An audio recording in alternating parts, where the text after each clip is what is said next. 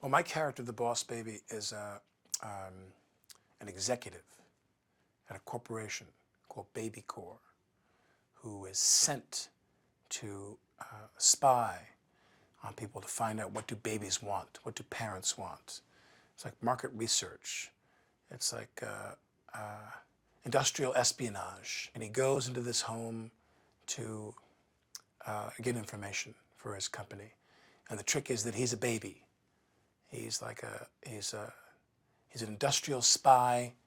He's a market researcher. He's a visionary. He's a businessman. He's an MBA. I can keep going. He's so many things in the body of a baby that goes into this house to get information for his bosses at Baby Corps. Tim's in his house. Tim's with his parents. You know, it's all Tim all the time. And then in comes the boss baby, who's not only a baby, he's like your worst nightmare of a baby. He's a clever baby. He's a conniving baby. He's a Machiavellian baby. And but Tim, it wouldn't work if Tim wasn't smart too. So we have to make the Tim character. He's pretty clever too. But with a heart of gold. We don't want to lose that either. He's a little boy, and so the interaction between them, that's a big part of the story. I loved doing this because it is just so nuts.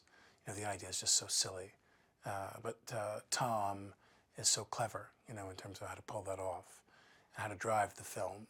And then it's got this wonderful heart inside it too, as I become won over by the idea of really being in a family.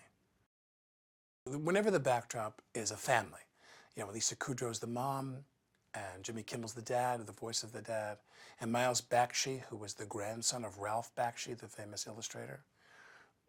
And my nemesis is Steve Buscemi. He plays Francis. Naturally, it's going to be funny. There's a lot of crazy scenes and a lot of crazy stuff going on, a lot of wild action, because in animation, you can do anything. I just think of animation now in terms of the psychologics of the characters.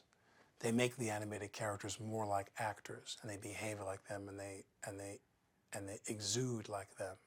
They shoot us reading the lines, and they do this computer thing so that where the boss baby character does what I would do, you know, or maybe does it better.